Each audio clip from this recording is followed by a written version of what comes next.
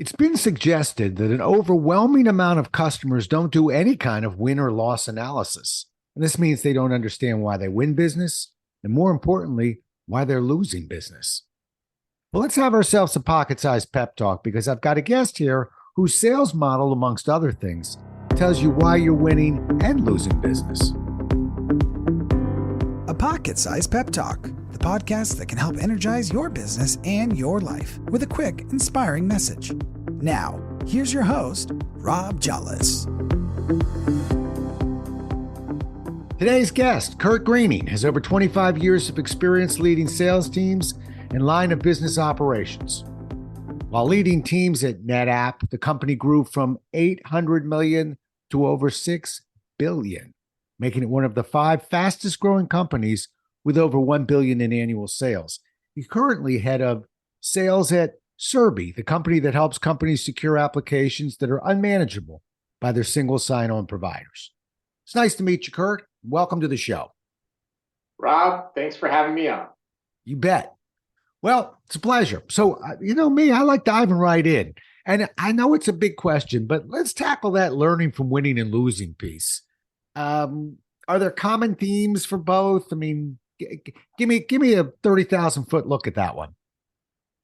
Yeah, I mean, absolutely. I mean, if you don't ask your customers why you won and why you lost, you really have no idea, right? I mean, I talk to so many people who they bring in experts to come in and tell them how to market, how to sell, best practices. And without that information, hiring a consultant really isn't going to be helpful for you. So maybe you do hire a consultant and they do that work for you. But ultimately, if you want happy customers that tell other customers about what you do, you really have to understand the customers that are successful. Yeah. And, you know, it's not foreign to me to hear why we're winning. The interesting part is having the courage to ask why we're losing. And because a lot of times we don't want to hear that. And in fact, at least for me, the way I've always gone about it, and I'd love to hear your views on this, is I always have to kind of get into when I'm talking to a client after I've lost, to make sure that I've got something in there early that says, I'm not trying to, I respect your decision. I know where you're going. I just want to get better. What could I have done differently? But, and that's one of the phrases that I like to use, but maybe that's why people shy away from it. But is there a way to ask for that without the customer thinking, are you still selling? I mean, in my opinion, you need to go into it with the assumption that not all customers are good customers. And so losing a deal could actually be a wonderful thing. Because if you bring on the wrong customer and they're not a fit for you, they're not inside your ideal customer profile, they're not going to be a profitable customer. They're not going to be successful. And they're not somebody that you want to have, right? So I think it's important to go into it with the mentality of losing could be a good thing, right? But understanding why you lost, I think the goal would be to lose those deals early in the process because you really understand your ideal customer profile. You can build trust quickly with the customer. And, one of the sales gurus that I follow, Ian Altman, right? He talks about same side selling, right? Get on the same side as your customer, and really understanding them, building trust quickly, but being honest that not all customers are a fit, right? And so I think if you go into that with the mentality that it isn't necessarily bad that you lost. Now, if you find out that you lost because your sales process stinks, or your sales team is not very good, well, that's a different story. But losing deals can actually be a good thing, assuming they were the wrong customer for you. Yeah. And I hear you. Quite frankly, a lot of times I've got a sense of the wrong customer fairly early in the conversation. It's just a matter if I listen to that spidey sense of mine, because it's almost always right. But we're battling. I also want to make my quota. I want to make, I'm trying to make club. There's a lot going on in a salesperson's mind. So it's not instinctive to listen to that voice that says, you knew this 2 sales calls ago, and maybe the worst thing that'll happen is we actually get this person sold. Do you have a trial close that you like to use? I mean, let's process this a bit. So, okay, first of all, we'll put the spidey sense away for just a second. And it's not that obvious. We're moving along. Matter of fact, I'm going to take this case study out to a sense of I want this customer. And so how do I, I'm always trying to take measurements. If this isn't going to happen, I don't want to waste a whole lot of resources and time. So typically we trial somewhere along the line. Do you have any trial closes that you like, and maybe where they'd be placed? And and I'll swap with you. I got a couple of my own here, but you're my guest. Yeah, I mean, I'd love to hear some of yours, Rob. But I mean, closing should not be a big time event, right? Right. It's not sign here on the line that is dotted, right? If you're a fan of some of the popular Glenn Gary, Glenn Ross, I'm with you. Keep going. Right?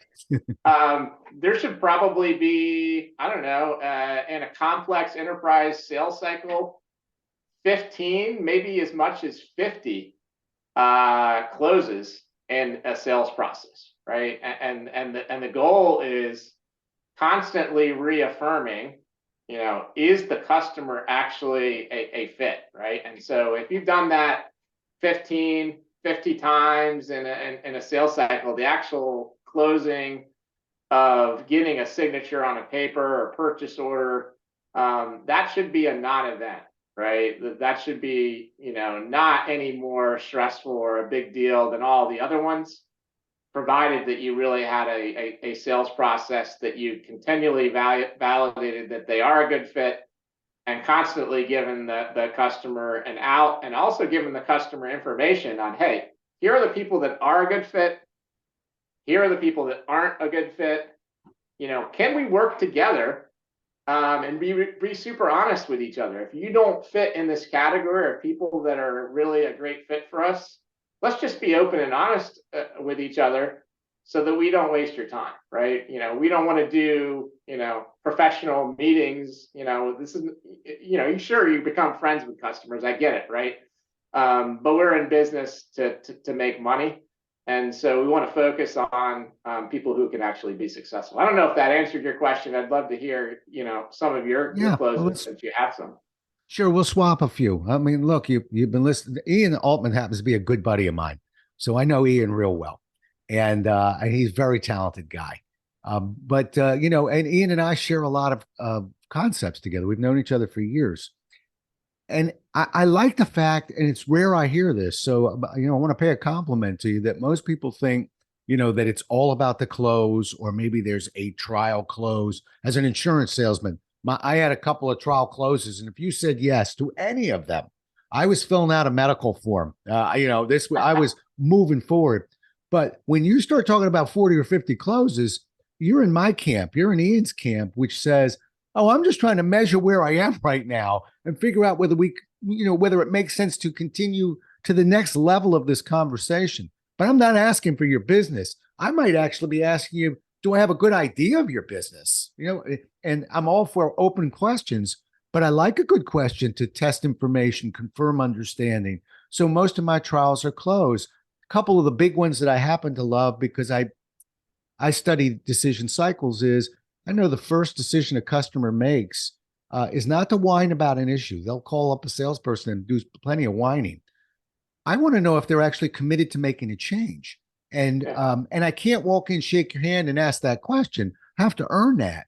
And so that comes from studying the problem. That comes from really trying to understand, get a consensus that we understand this customer. We understand the depth of the issues. And now and I say depth because the deeper we go, the better chance we have at getting a yes to the answer. Yeah, I think it's worthwhile looking at some other ideas.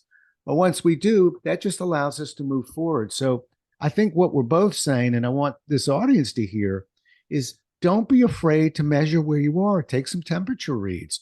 A temperature read is not, is Tuesday good or is Wednesday better? Or what's it going to take to get you in this vehicle today?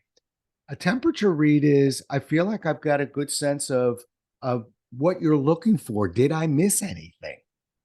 That's a trial close to me. So, I mean, the first trial close might be as simple as, hey, based on what I've heard about you or the research that I've done, I think it makes sense for us to spend 3 to 5 minutes deciding whether or not it would be worth investing 30. Are you open to spending 3 to 5 minutes at the end? One or both of us could decide that 30 minutes is not a good investment of time. Does that make sense? I mean, literally, that's the first, trial close. Yeah. Does 3 minutes make sense to decide if we should spend 30? Yeah. You're actually, there's a model out there that Enterprise uses for fleet sales, which I've always liked. I've nicknamed it sounds like a 3-2 zone defense, but they'll go in very quickly, cold, say, just want to do three things. One, I want to learn a little bit more about you. Two, I'm going to tell you a little bit about us. And three, if there are any unique challenges you might be having, I want to go a little bit deeper. But at the end, and it speaks to exactly what you said, Kurt, at the end, one of two things are going to happen. You're going to find value in the conversation or you won't. If you don't, let me know. And I won't waste any more of your time. And if you do, then we'll sit and we'll figure out if it makes sense to continue today or find another time. And what I love about what you were saying and trials like that is we're giving the client permission to say no and not keep pushing. We're more lethal when we do it that way. I think we sell better that way. You agree? Yeah, absolutely. Yeah, cool. All right. Well, let's slide to the sales reps a little bit. We beat up closing. Oh, one last thing I got to tell you, it's just a jollicism, but we're both fans of trial closing. I've always been a fan of a summary close, which I hate the title of because I don't want people to go to summarize. But I've always been a fan of a summary close because it has a trial close in the close. Meaning, when I say, "Hey, Kurt, wouldn't you agree with what we've talked about in this podcast?" You're getting everything you said you were looking for. That's a mild summary, but that's actually a trial close because I haven't asked you to buy anything from me yet. But what do you think's coming next? And I like I don't want to get our egos involved, so I like flushing those objections out. A, to see whether we're wasting our time, but B, so I can at least try and manage the objection without saying, "Well, no, Kurt, that's not correct," or you're gonna have to see things my way. Not a good position for a salesperson to be in, but we could do a whole talk on just trial closes. Quite frankly, I'm almost sorry we're leaving this area, but I got too many other things to talk to you about. But I wanted to whittle that one in if I could. All right, let's talk about reps. That first year is shaky for most people. What do you think? Why do you think sales reps, other than the obvious, there's a few less obvious reasons. Why do you think they struggle making quota in that first year? Yeah, I think a couple of things.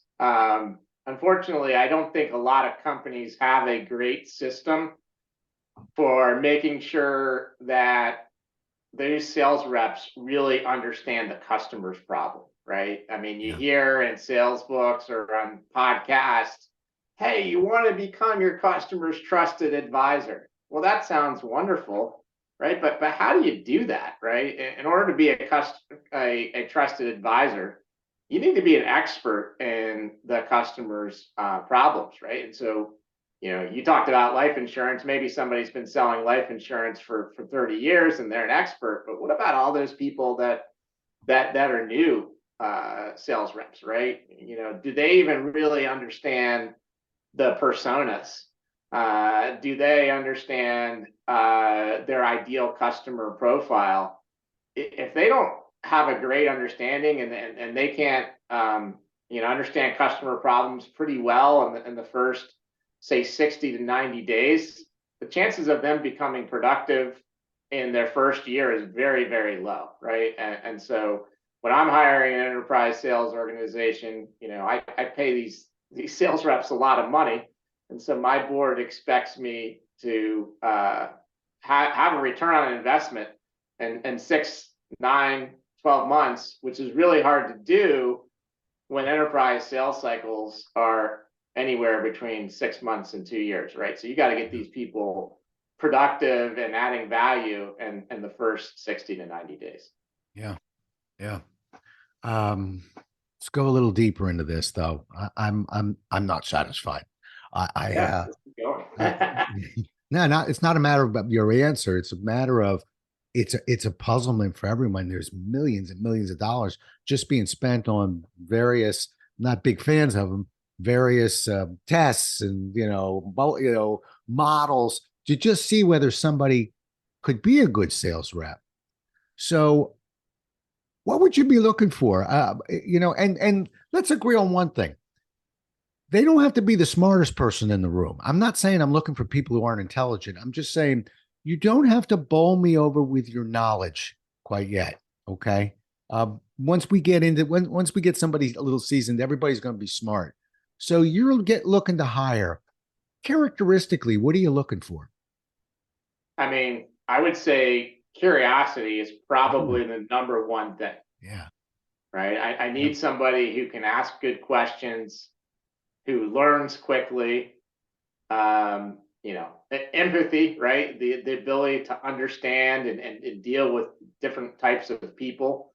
A whole host of qualities, and I know that there are batteries and things that you can purchase to try to measure these qualities. I'm typically hiring pretty seasoned people, so I also look at track record. How many years have you exceeded your quota? How many years have you been to club? But I'm typically trying to drill in, on those attributes. I mean, the other one, I think the big one is, what do you do in the face of adversity? That happens to all sales reps, and ultimately you'll eventually be successful in sales if you don't give up. Right. But most people either give up or reduce effort when bad things are happening. The economy gets bad, you get rejected. 3 of your 4 deals get delayed. I like to understand, like, well, what's the sales rep's plan, right? When Mike Tyson says, "Hey, everybody's got a plan till you get punched in the mouth," right? Well, what's your plan when you get punched in the mouth? Man, I'm going to tell you something. You just knocked it out of the park. I was actually on a virtual panel in Europe about a year ago, and that same question was asked, and I went last. And quite frankly, there was a couple other people. They took some good answers, but still, I was hearing, well, they got to really know their features and benefits. Well, they got to really be, have a long experience in that specific industry. And I was coming right from where you were. I used the phrase. I said, I want to know if they can take a punch. Exactly, pretty much what you just said. Uh, you get knocked down a lot in sales. And where's that one on the test? You know what I mean? How do you determine that one? So I like where you're coming from. You're coming in the side, you're going, well, Rob, I'm looking for track record. That'll tell me whether we were one and done. But it really is that ability to dust yourself off and put one foot in front of the other, because those who don't sell look at our industry and they'll go, look at those guys. They got golf clubs in the back trunk. Are they even working? Yeah, they're working.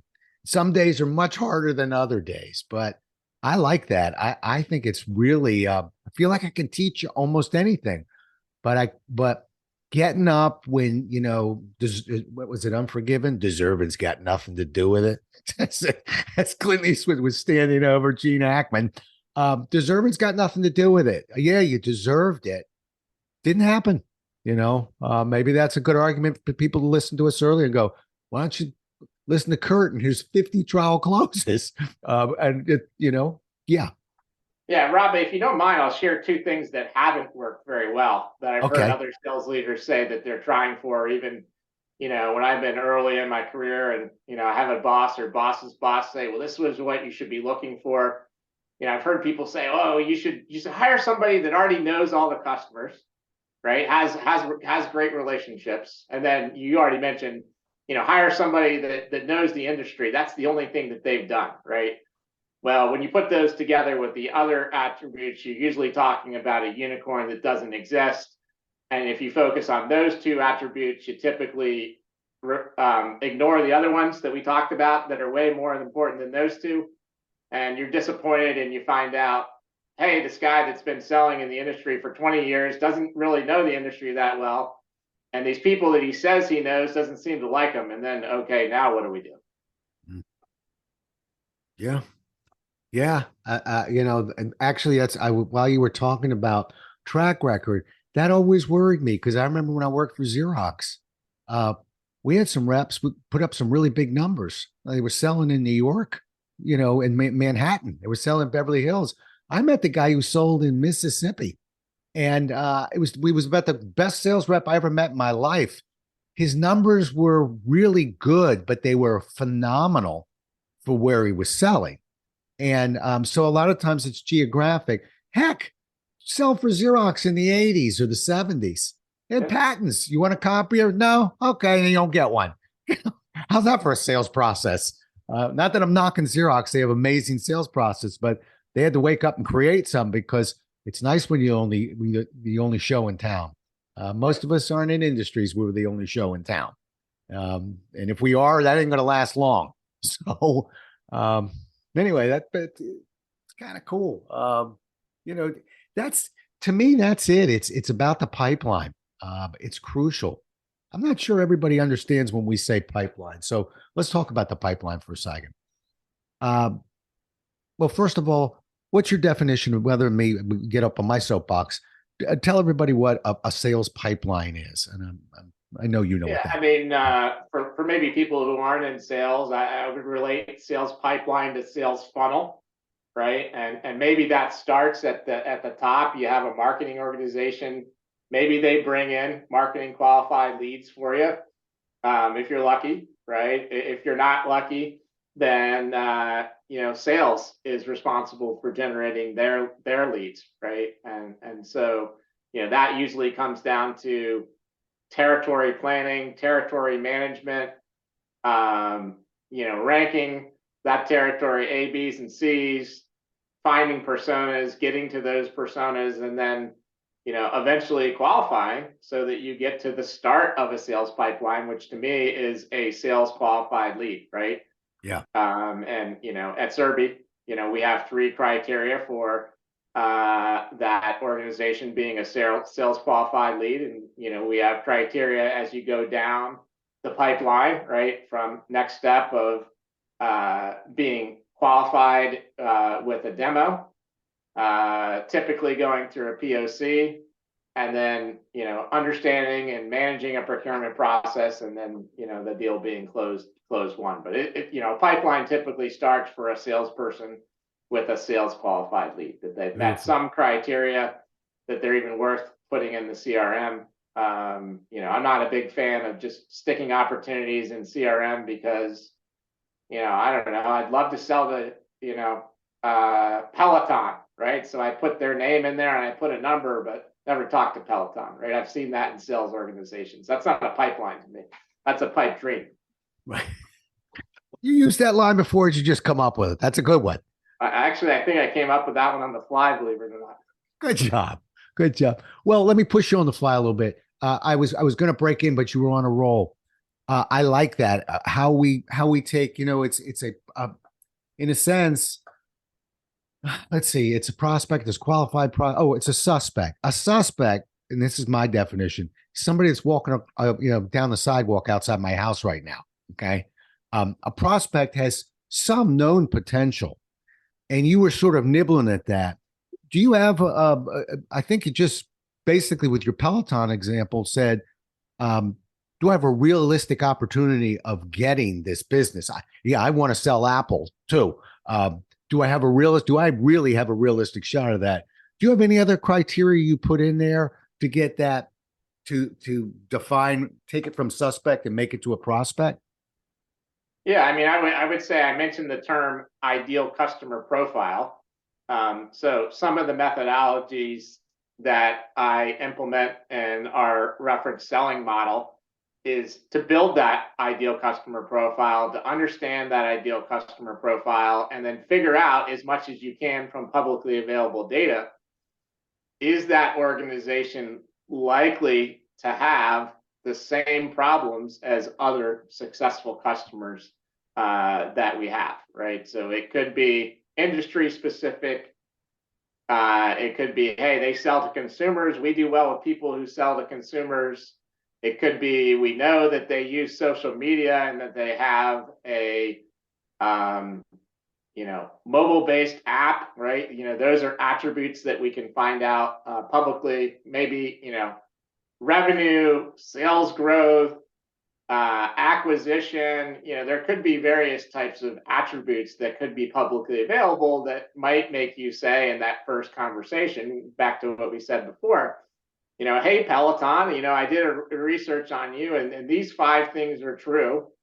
All that tells me is it's worth a 3 to 5 minute conversation to figure out if you have these 3 main problems that we solve for other customers, and at the end we can decide, hey, it's worth 30 more minutes, or the publicly available data doesn't line up, and you guys don't really have these problems, you wouldn't be a good fit. Right. I wrote a piece one time. I said, if a model spells a word or rhymes with something, I don't like it. However, I will tell you a very simple model I learned at Xerox, and I'm not so sure Xerox wrote it. It might have been Rackham who wrote it. I'm not sure, but it was called the Now model, and there's so much more to it. But just from the top, needs, order, worth. Now, that's how I remember it. Do they have a need? Does Peloton have a need? Yeah, maybe their sales aren't quite what they want to be. Okay, good. Do I have a realistic shot of getting this order? Oops, maybe not. Oh, wait a minute. I've got a really good network contact way up within Peloton. Okay, we got 2. Is this worth my time? And quite frankly, if I did have a process, somebody helping me up top on that network, it would be worth my time. But when there's so much more to it, and I hate to simplify it that much. And I'd love to say that's my model. It isn't, but I've always used that. And to me, it's helped me a little bit of stopping my competitive juices from wanting to sell anything that's moving, and really look at it and figure out, needs, order, worth. Anyway, that, for what it's worth, that's a model that I've always kicked around. Kurt is nodding at me right now. He's nodding. Yes. I'm nodding. I agree, Rob. Okay, nobody can see that, so I guess I should say I agree. I thought I'd narrate your nod if that's okay. He's nodding. He's nodding big time. Oh, he loves that. Last thing we'll leave the pipeline, but I've always, from a sales perspective, I've always felt that I actually take punches pretty well. When I don't sell them all. I don't know if you sell them all. I don't sell them all.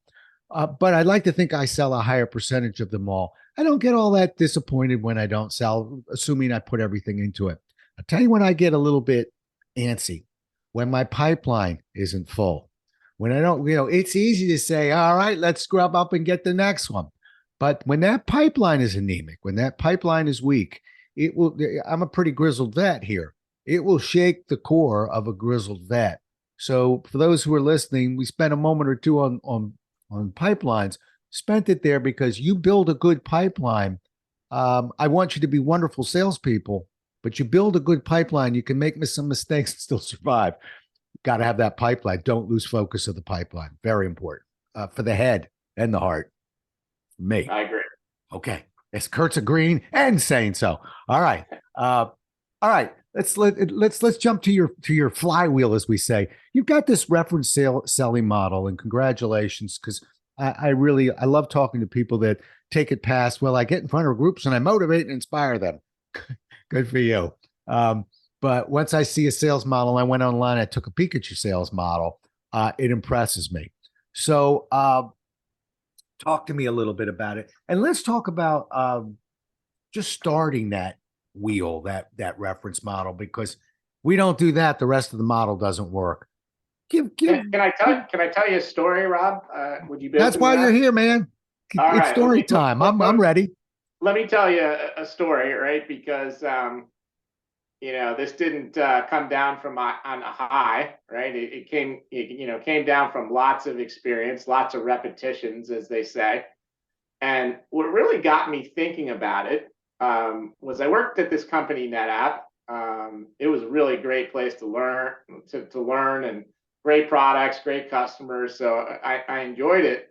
But we had a customer reference team, and I got to be pretty good friends with them. And they actually started sharing some statistics with me that, hey, your team has more case studies than anybody else. And I can't remember. I actually had written down the statistics, and I have a blog on my website that I think I wrote down what the statistics was, but it was inordinately higher, like 10 or 20x compared to other districts, how many case studies we had. We also had really great numbers, right? In fact, that year, I actually had the privilege of every one of my sales reps going to club. Now that doesn't happen very often when you have a really competitive environment.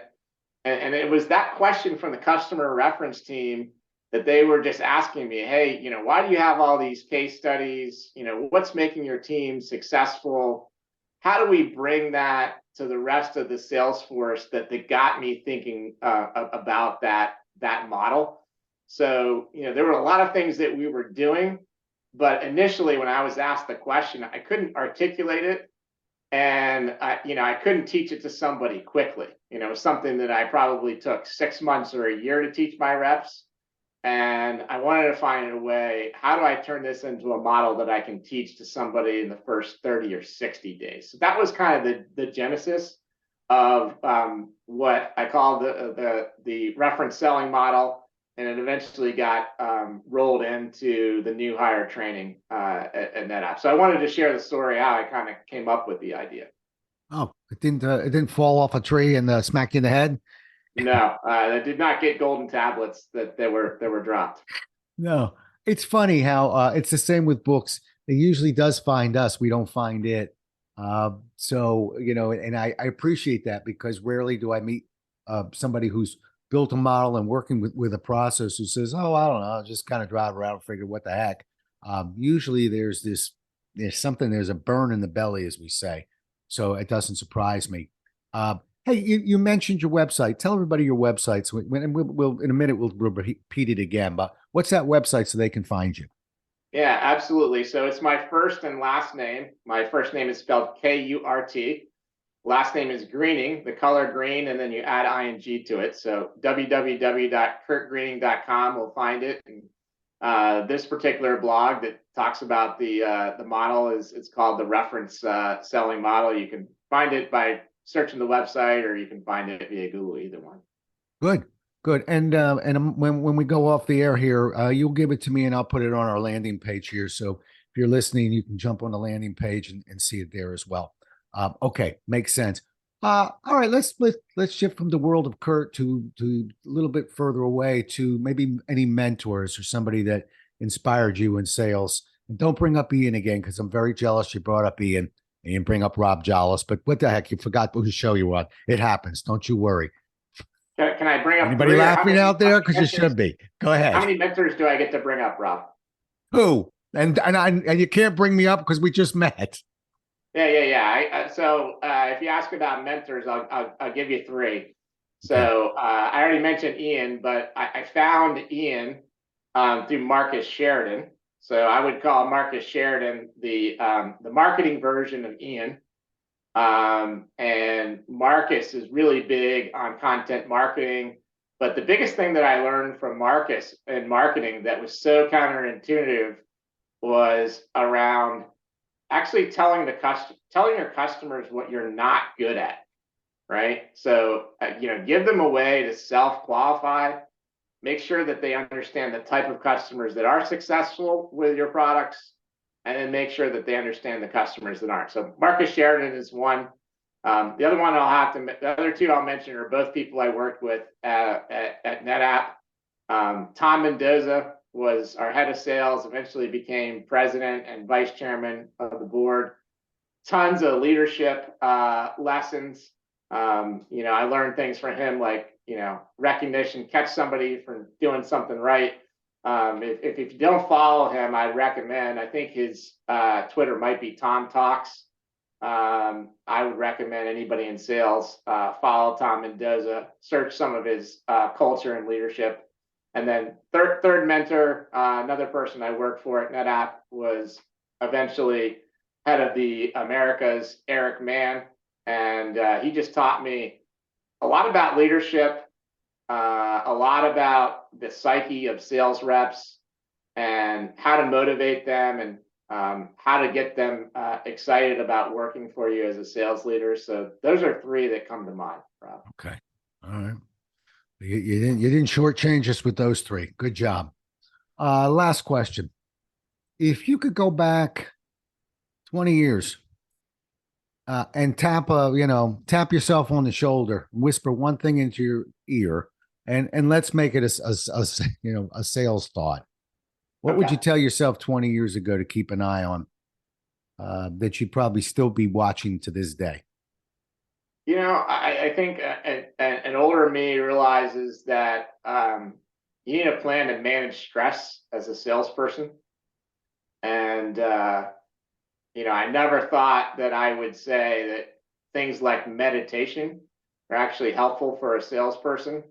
A younger me would have said, hey, what you need is to ram your head through that wall harder. And I'm not saying that, repetition, effort, all of those things are important. But I think it's important as a sales professional and just as a, professional or a human being to get yourself in a good state where you can serve your customers well, you can serve your coworkers well, serve your family well. So I think, mental health and for me, most recently, meditation has been part of that. I'm a person of faith, so my meditation is of a religious sort. So I know other people's meditation may not be religious, but in my case, it happens to be. Okay, good. Well, a mantra is a mantra, be it religious or not, calms the mind. When I ever ask a question, I start thinking about like, how would you answer it, Rob? I'm not that far off from you. I was, I'm a Maryland grad. I went to school when Lefty Driesell was coaching, and across on the other bench was Dean Smith. And so I'm not a big North Carolina fan, but I love the quote of Dean Smith, which said, "You can't approach every game as life and death. To begin with, you'll be dead a lot." And I think that I'd probably be similar to you. My competitive nature is what made me successful, and at the same time, it could have harmed me a lot worse than it did. Thank goodness I had some good managers and some good people managing me and a wonderful wife, because that competition is a double-edged sword, and it can get to you a little bit. And so I've always sort of processed and sort of dropped back. Coaching kids, by the way, helped me with this too. When I played, I was a fierce competitor as a point guard. When I coached kids, I was a fierce competitor for the first two games. And then I realized you're just kind of a fierce idiot. You have to calm down. And I listened. Do you remember a basketball player named Kevin Greavy? I'm just throwing it out from the side. I don't know if you ever heard of him. I'm not a deep basketball fan, but I do recognize that name. Yeah. Played for Kentucky and then went the Washington Bullets / Wizards. I went to a something that he delivered, a workshop. And it was amazing. Somebody asked him his best coach, and he said, he named this guy, and he said, the guy never told him go out and win. He said, we'd say that to the press, go out and execute. Let's do what we've been working on. Let's execute our plan. Let's play our game. Let's do what we've been taught to do. And if we do that and do it to the best of our ability, we'll win a whole lot more than we'll lose. But that's all controllable. And so I think that you tapping a younger you is probably delivering that message of go give it everything you got, but when you have, don't beat yourself up. Anyway, I think that's a good message we're both trying to deliver, but you got the lead on that one. I like it. How do people get a hold of you personally? I know how they get to their website. Can they email you or just find you at the website? Yeah, I mean, my website does have a contact me form. Okay. But I'm pretty active on LinkedIn.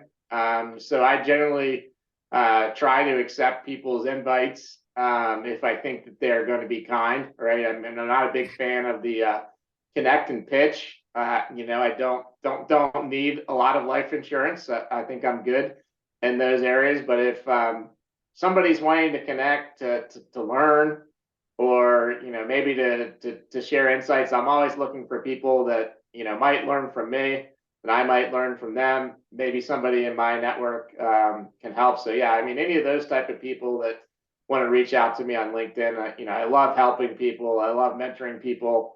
I might not be able to do an hour call with everybody, But if I can, point people to a book that's really helped me or provide an encouraging note, I enjoy that opportunity. And, LinkedIn's usually an easy way to connect with new people in that way. Yeah. I'm the same way. I rarely turn people down, but it does irritate me. And folks, you're listening to the two sales guys talking about selling. So we're fine with you selling, but that LinkedIn, quick sale through that bounced email, it's not making a whole lot of friends, at least not from me either. So, okay, we'll look Yeah, you you'd up. be surprised. I think, as a head of sales for a growing startup that's, raised venture funding, the amount of, hey, can you tell me about the 3 problems that are keeping you up at night? Like, man, if I told everybody about the 3 problems that kept me up at night, I'd never do my job. I don't have time to share those with every SDR that's out there. I got you. No, that's kind of almost like, selling through a message or, a message you're leaving on somebody's cell phone or trying to sell something through an email. Listen, the numbers just aren't good for that. It almost bruises the reputation of selling when we do that. So let's listen to some of the things that we talked about today and earn that trust and do some trial closes and just walk alongside that customer, try and follow their decision cycle. Anyway, Kurt, it has been a pleasure getting to know you. Loved batting it around in sales. I have a little sign on my desk that says, don't talk so much, but I was sort of putting my hand over it because this topic was too juicy. So I hope I didn't talk too much, but I really enjoyed listening to you and learning from you. And I'm grateful you were on the show. Yeah. Thank you for giving me the invite. I hope I shared some things that will help your listeners learn. And I got the double benefit of learning some new ideas from you. So I think we're both better. And if your listeners are better, then this was a good use of 45 minutes for us. You bet. All right, man. Well, thank you. And listen, we'll do it again as well as we can next time, everybody. Until then, stay safe. Thanks so much for listening. If you enjoyed today's show, please rate and recommend it on iTunes, Outcast, or wherever you get your podcasts. You can also get more information on this show and Rob at jollis.com.